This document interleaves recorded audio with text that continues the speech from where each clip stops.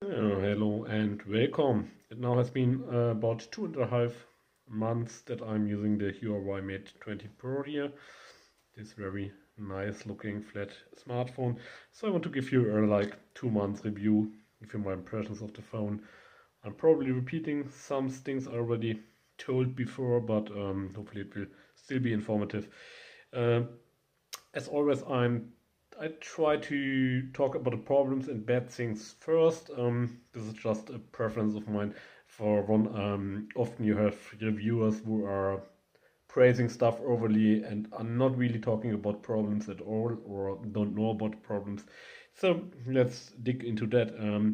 I think the biggest issue with the Mate 20 Pro, which was in the media somewhat, was the green tint issue or Gluegate.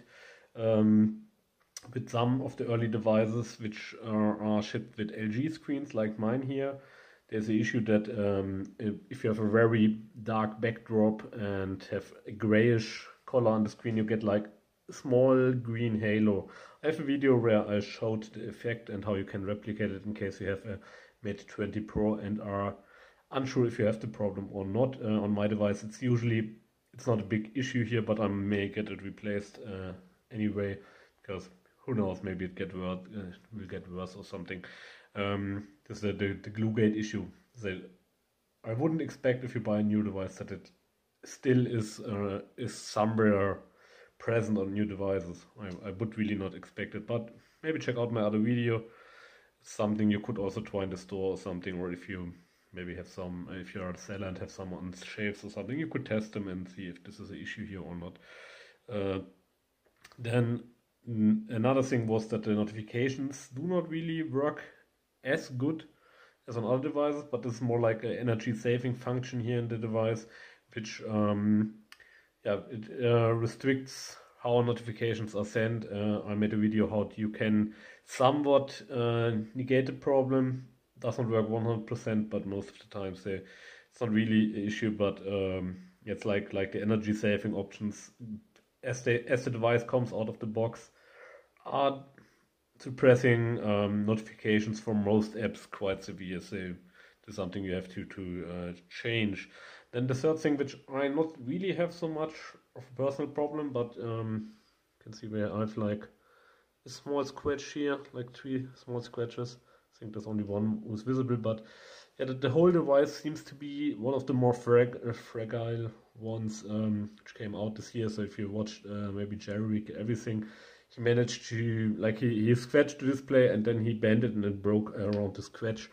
Could be that it's due to the thinness, but it's certainly a device where I would absolutely recommend get any kind of protector or skin. And if you are somebody who has problems using protectors, because it's a nice looking device, no doubt. But this is really one where I would prefer a screen protector. Actually, the scratch is quite tragic because I ordered a protection foil which was not fitting. So like it had no bent edges and it was absolutely useless. And so I had a foil but it did not fit, and now I have a scratch. Really annoying that.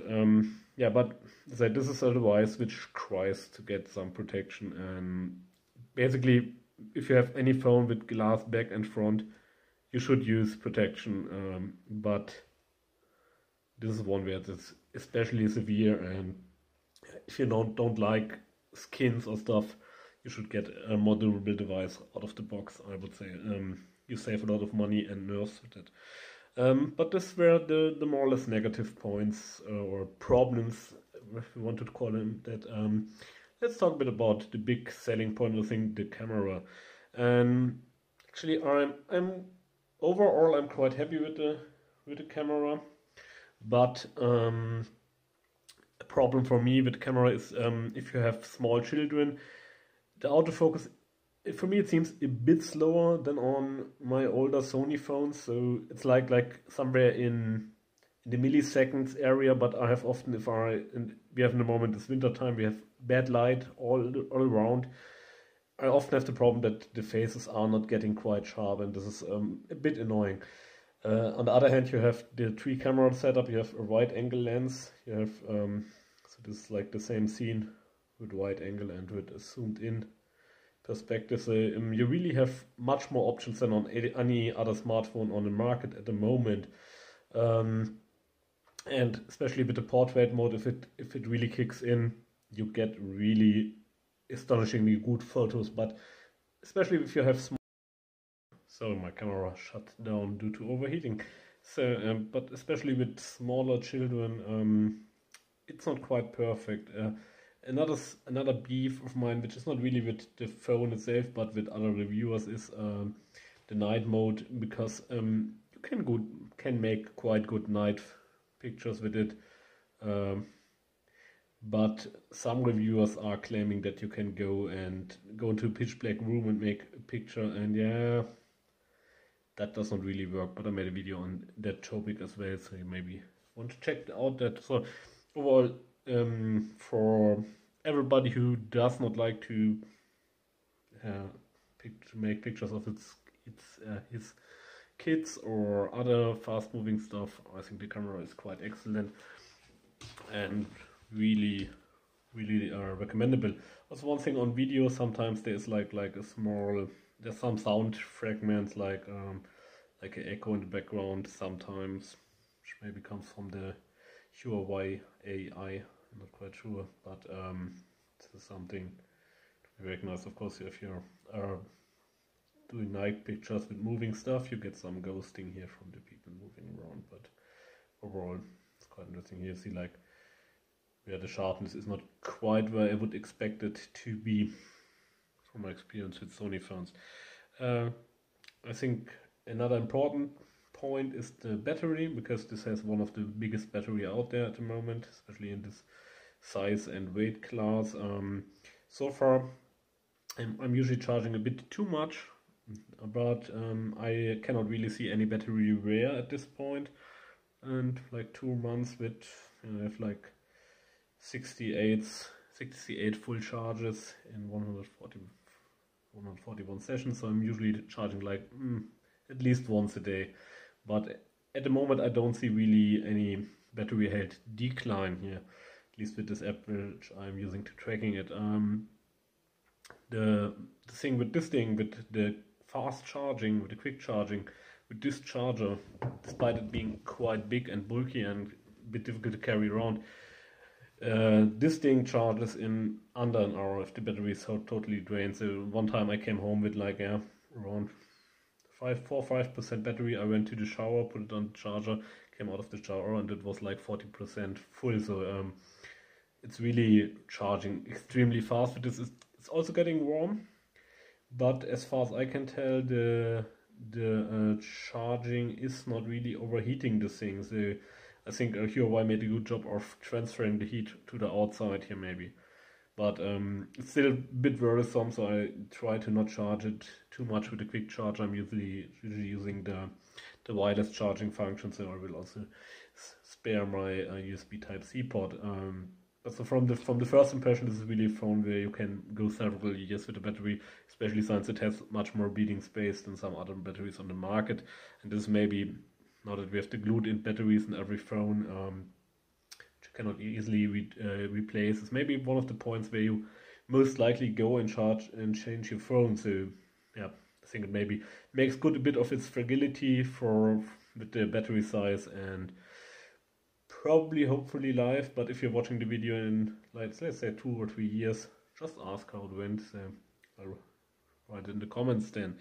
Another thing with the unlocking with Face ID, I think you saw it a couple of times. It does work quite good in conditions like here, where we have very good light and we have and I don't have anything on my face. But as I said, we have winter time at the moment, so I'm often running around with scarves and hats and everything. So it's really quite nice to have the fingerprint reader in the screen. Actually, the default setting is that you have to swipe also but I changed this because yeah, what's the use of having face recognition if you still have to swipe to unlock? So yeah, couldn't get it. But some people said that it works better than the face recognition from Apple. and actually it does not work really good in the winter time for me. So I'm really glad they, or for me it's like sounding like a really stupid idea to just have the face recognition as your only normal unlock function. But I've both the fingerprint, and also a pin to unlock. So, but the face does not work all the time. Fingerprint does not work all the time, but most of the times I very rarely need to enter the pin. So that works okay.